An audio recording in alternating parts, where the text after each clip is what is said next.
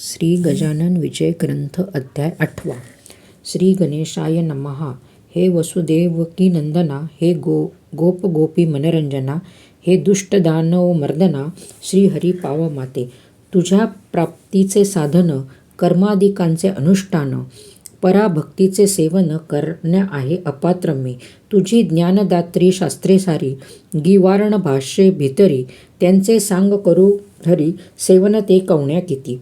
गीर्वाणेनाचा नसे गंध, त्यातून माझी मतिमंद, कमलातील मकरंद बेडुकाला मिळतो कसा. आनंदाने तुझी प्राप्ती जरी करून घेऊ श्रीपती, तरी धनाचा आवाज निश्चिती, दारिद्र्य पदरी बांधले त्वा.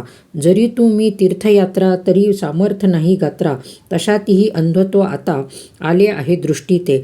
ऐसा सर्व बाजूंनी मी दीनहीन चक्रपाणी, दारिद्र्याचे मनीच्या मनी, जाती जिरोनी मनोरथ.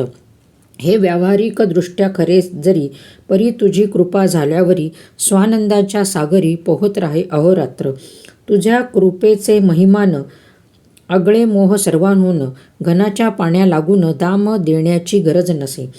मेघांनी आणिल्या मनात, तळी विहिरी भरतात, निवळ खडकास फुटतात पान बाण्याचे पांडुरंगा. ऐशा त्या तव कृपेचा दासगणू हा भुकेला साचा, घास एखादा तरी त्याचा घाल माझ्या मुखात.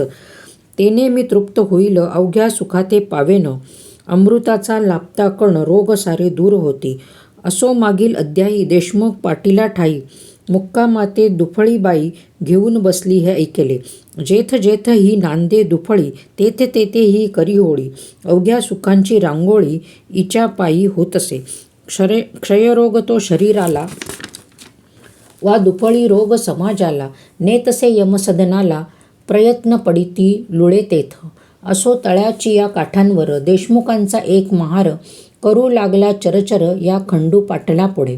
पाटील गावीचा अधिकारी, पाटील गावीची पांढरी, काही कामावरून खरी कुरबुर झाली उभयतात. तो असे मर्या महार, देशमुखांचा ज्याला जोर, तो बोलणा उणे उत्तर खंडू पाटला कारणे. पाटील वदला त्यावरी, तुझी रीत ही नाही खरी, गरिबाचे पायरी आपली कधी सोडू नये. उणी उत्तरे बोलण्याचा अधिकार आहे देशमुखाचा, तुझ्यासारख्या नट्याचा नाही हे आण म्हणे. तरी महार ऐकेना, करू लागला चेष्टा नाना. त्याच्या ऐकोनी भाषणा पाटील खवळला मानसी.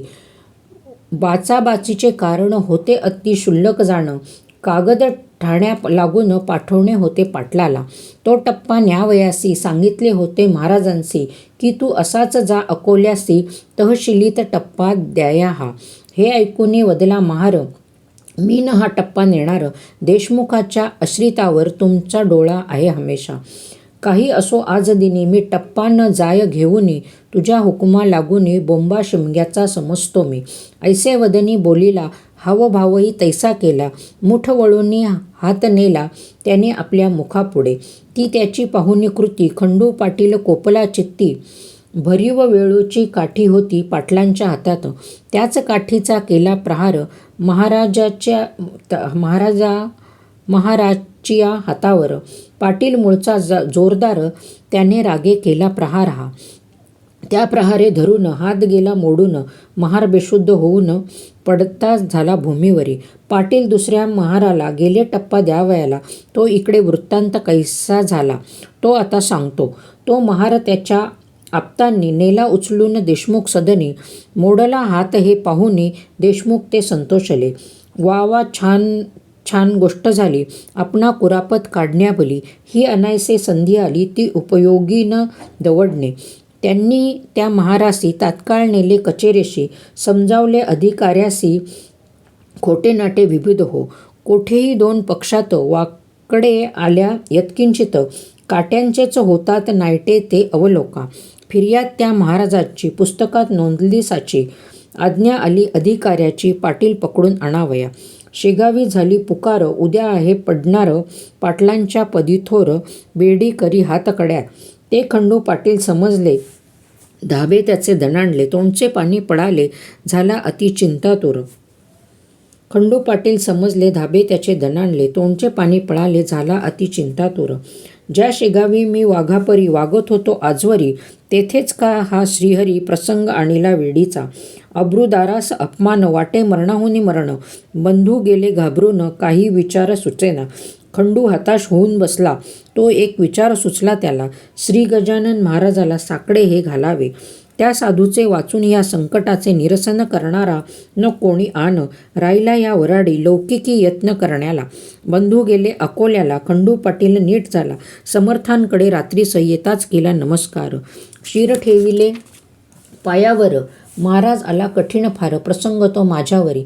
सरकारी कामानिमित्त मी एका महाराप्रत तळ्यापाशी ताडिले सत्य करातील काठीने. त्याचा ऐसा परिणाम झाला, काट्याचा नायटा केला. देशमुख मंडळींनी भला माझे अहित करण्यास, त्यानिमित्त कैद मला होण्याचा उद्या प्रसंग आला. समर्था माझ्या इज्जतीला तुझविन कोण रक्षील. उद्या येथील राजदूत मला घेऊन नेण्याप्रत, बेडी ठोकुनी पायात ऐसे आज ऐकेले. त्यापेक्षा गुरुवारा गळा माझा येथेची चिरा, ही घ्या तलवार देतो करा, वेळ करू नका हो. अब्दुदारा काढण बेइज्जत हीच मरण, अपराध माझा त्यातून अति अल्प दयाळा. त्या अपराधा धरून खड्याचा हा डोंगर झाला साचा, अभिमान माझ्या अब्रूचा धरा समर्था ये काळी. जयद्रथाच्या वेळेला अग्निकष्ट भक्षणाला, होता अर्जुन तयार झाला वेळ आपल्या अब्रूस्तव. तेथे भगवंतांचे भली अब्रू त्याची रक्षण केली. प्रभूने वस्त्रे नेसविली द्रौपदीला समेत, तेवी मग अब्रूही पांचाळी देशमुखी कौरवांनी आणली नग्न करण्यासाठी भली. तिचे करा हो रक्षण, ऐसे वधून समर्थाला पाटील रडू लागला. आसवांचा तो चालला पूर नेत्रा वाटे हो, घरची माणसे चिंतातुर आधीच झाली होती फार. नाही त्यांचा शोकापार तो सांगावा कोठवरी. इकडे समर्थांनी भले दोन्ही हात कवटाळले, खंडू पाटला हृदयी धरले त्यांचे सांत्वन करावया.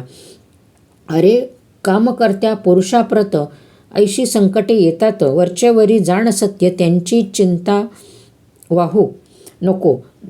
स्वार्थदृष्टी बळवता ऐसेच होते तत्वता, खऱ्या नीतीची ही वार्ता अनुमात्र त्या कळत नसे. तुम्ही पाटील देशमुख दोघे जण एका जातीचे असून एकमेकांचे नुकसान स्वार्थे करू पाहता. मागे कौरव पांडवात स्वार्थेच आला विपट सत्य. अरे पांडवांचा पक्ष तेथ न्याय खरा होता की, म्हणून पांडवा कारणे साह्य केले भगवंतांनी. सत्यासाठी मारणे भाग पडले कौरवांना. जा भिवू नकोस तिळभर, बेडीन तुझी पडणार. किती केला जरी जोर देशमुखाने आपला, तेच पुढे खरे झाले. पाटील निर्दोषी म्हणून सुटले, जे का संथ मुकावाटे आले ते न खोटे होई कधी. पाटील मंडळी उत्तरोत्तर भजू लागली साचार, कोणा नाही आवडणार अमृत ते सेवावया. पुढे खंडू पाटलाने करून विनंती प्रेमाने नेले रहा या कारणे समर्थाला निजगृही. असता पाटील सदनात गजानन स्वामी समर्थ, ब्राह्मण झाले औचित 10-5 तेलंगी विद्वान असती निजगृही. असता पाटील सदनात गजानन स्वामी समर्थ, ब्राह्मण आले औचित 10-5 तेलंगी विद्वान असती कर्मठ वेदावरी प्रीती. परिधनाचा लोभ चित्ती राही ज्याच्या विशेष, ते काही मिळेल म्हणून समर्थाकडे आले जाण. तई होते पांघरून घेऊन समर्थ निजलेले, त्यांना जागे करण्याप्रत ब्राह्मण म्हणू लागले मंत्र. जटेचे ते स्वरासहित अति उच्च स्वराने मंत्र म्हणतात. चूक झाली तिनं त्यांची दुरुस्ती केली, म्हणून आसनी उठून बसली गजाननाची स्वारी पहा. आणि ऐसे वदले ब्राह्मणाला, तुम्ही कशासाठी वैदिक झाला. हिनत्व वेदविद्येला आणू नकारे निरर्थक. हीन विद्या पोटाची मोक्षदात्री आहे साची. बा डोईस बांधल्या शालीची किंमत काही राखा हो.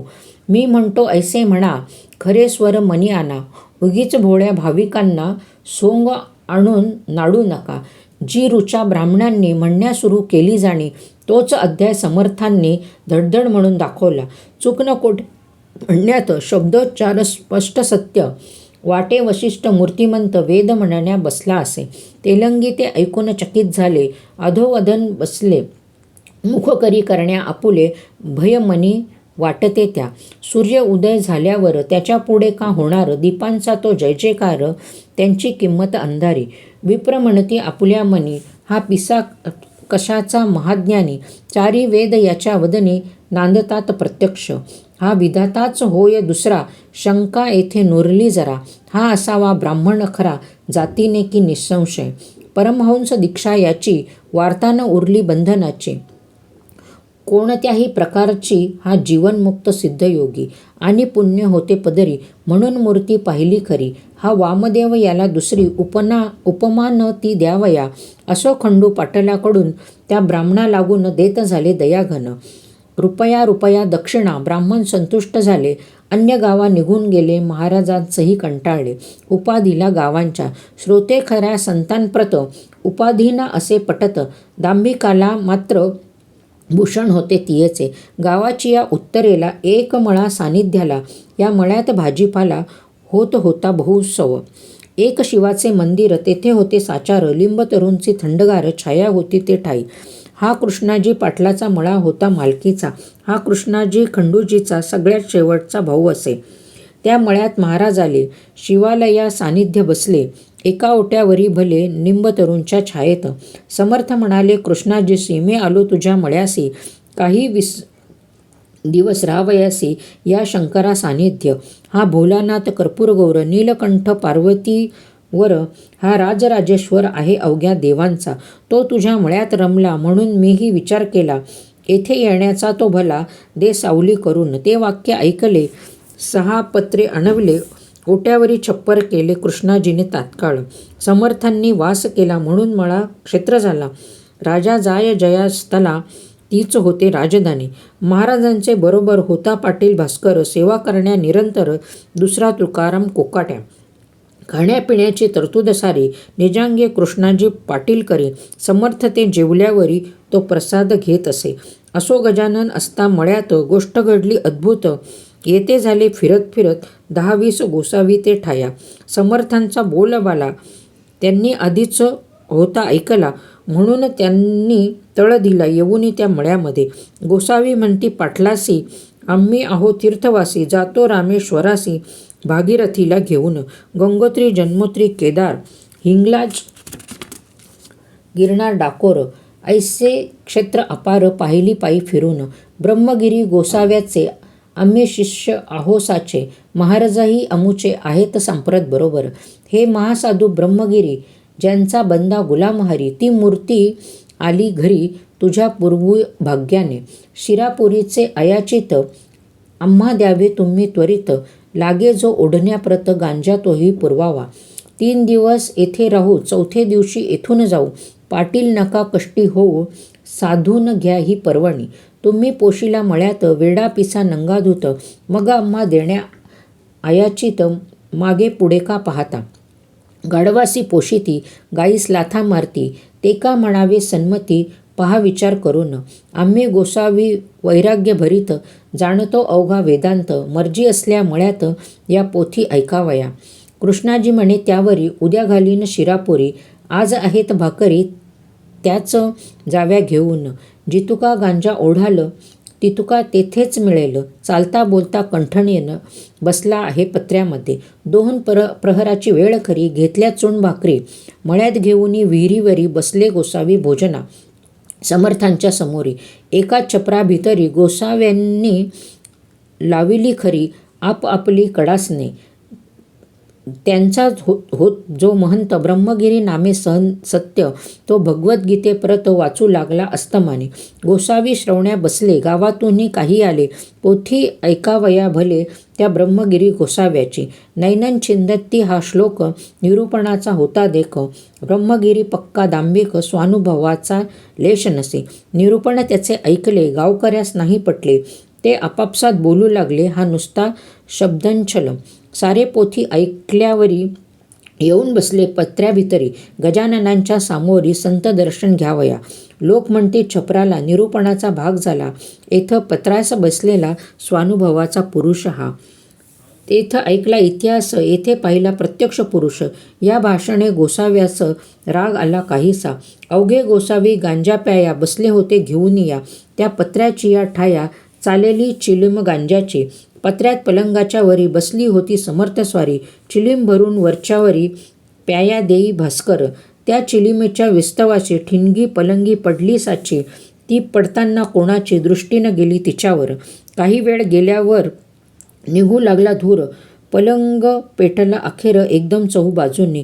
तो प्रकार पाहता भास्कर बोलले, सद्गुरुनाथा, पलंग सोडा शीघ्र आता, या खाली उतरून. लाकडे ही पलंगाची आहेत की सागाची, तीनं आता विजावयाची, पाण्या वाचून दयाळा. तीही समर्थ बोलले, वाचे भास्करा, अग्नी विझवण्याचे कारण नाही तुलासाचे, जलमुळीच आणू नको. अहो महाराज ब्रह्मगिरी, या बैसा पलंगावरी, तुम्हा आहे अवगीत खरी, भगवद्गीता साकल्ले. त्याच्या परीक्षेची वेळ आणली हरीने तात्काळ, ब्रह्मानं जाळी अनळ याचा प्रत्यक्ष दाखवाया. नैनन छिंदंती श्लोकावर व्याख्यान केले एक प्रहर. आता का मानिता दर या पलंगी बसण्याचा, जा जा भास्करा लवकरी, ब्रह्मगिरीला करी धरी, आणून बसवी अत्याचारी या जळत्या पलंगास. ऐशी आज्ञा होता क्षणी भास्कर गेला धावून, ब्रह्मगिरीचा सव्य पाणी धरिला त्याने निज करे. भास्कराचे शरीर धिप्पाड सशक्त पिळदार, तो गोसावी त्याच्या समोर शोभू लागला घोंगरडे. पलंग पेटला चोफेर, ज्वाळा निघू लागल्या थोर, परी महाराज आसनी स्थिर, हल्ले मोळीन इतकेही. श्री अल्हाद कयाधुसूत उभा केला अग्नीत, हे लिहिले पुराणात श्री व्यासांनी भगवती. त्या लिहिल्या गोष्टींचे प्रत्यंतर दाविले साचे, मळ्या माझी कृष्णाजीचे श्री गजानन साधूनी. ब्रह्मगिरी म्हणे भास्करांशी, मला न न्या पलंगापाशी, महाराजांच्या अधिकाराशी मी नाही जाणीतले. तेन मानी भास्कर ओढीत आणला फरफर, उभा केला समर आपल्या सद्गुरू रायांच्या. नैनम दहती पावक, हे खरे करून दावा वाक्य, ऐसा बोलता महाराज देख गोसावी परम घाबरला. गोसावी म्हणे, भीत भीत मी पोटभऱ्या आहे संत, शिरापुरी खाण्याप्रत मी आलो गोसावी. माझ्या अपराधाची क्षमा साच करी शांतीधामा, केला खटाटोप रिकामा गीताशास्त्र शिकण्याचा. तुला पिसा मी म्हणालो, आता पस्तावा पावलो, मी दाती तृण धरून आलो, शरण तुला अभय दे. शेगावच्या जनांनी केली समर्था विनवणी, आपल्या अग्नीपासून भय नाही हे खरे, तरी महाराज आमच्याकरता खाली यावे लवकर आता. अशा स्थितीत पाहता तुम्ही आम्हा धडकी बरे, म्हणून आमच्यासाठी उतरा खाली ज्ञानजेठी. गोसावी आला हिमपोटी, तो न काही बोलला. लोक विनंतीस द्याया मान, खाली उतरले गजानन, तो पलंग पडला कोसळून, एक पळही न लागले त्या. अवघाच होता जळाला तो भाग शेष उरला, तो लोकांनी विझवला साक्ष दावण्या इतरांचे. ब्रह्मगिरी पायी लागला निरभिमान अवघा झाला, स्पर्श होता गंगाजला मल कोठोनी राहिते. मग मध्यरात्रीच्या समयाला ब्रह्मगिरीस बोध केला, आजपासून चेष्टेला तू या सोडून देई रे. ज्यांनी राख लावली त्यांनी उपाधी दूर ठेवावी, अनुभवावीण सांगावी गोष्ट कोणा निरर्थक. नुसते शब्द पांडित्य माजले जगी अतोनात, तेनेच आहे झाला घात आपुल्या या संस्कृतीचा. गोसावी मच्छिंद्र जालंधर गोरख गैनी साचार, ज्ञानेश्वरांचा अधिकार किती म्हणून सांगावा. स्वानुभवाचे झाले यती, श्री शंकराचार्य निश्चिती, प्रपंची राहून ब्रह्मस्थिती अनुभवली एकनाथांनी. स्वामी समर्थ ब्रह्मचारी हेही ब्रह्मसाक्षात्कारी होऊन गेले भूमीवरी, यांची चरित्रे आणि मना. उगीच खाया शिरापुरी, भटकू नको भूमीवरी, सारन तया माझारी इतुलेही गवसणार. ऐसा बोध ऐकिला ब्रह्मगिरी विरक्त झाला, प्रातःकाळीच उठून गेला कोणानं भेटता शिष्यांचं. ही गोष्ट दुसऱ्या दिवशी कळली अवघ्या गावासी, जो तो आला पहावयासी मळ्यात जळलेल्या पलंगाते. हा दासगणू विरचित श्री गजानन विजय नामे ग्रंथ तारो भाविका भवाब्दित हेची इच्छी दासगणू. शुभम भवतु. श्री हरिहरार्पणमस्तु. इति अष्टमोऽध्यायः समाप्तः.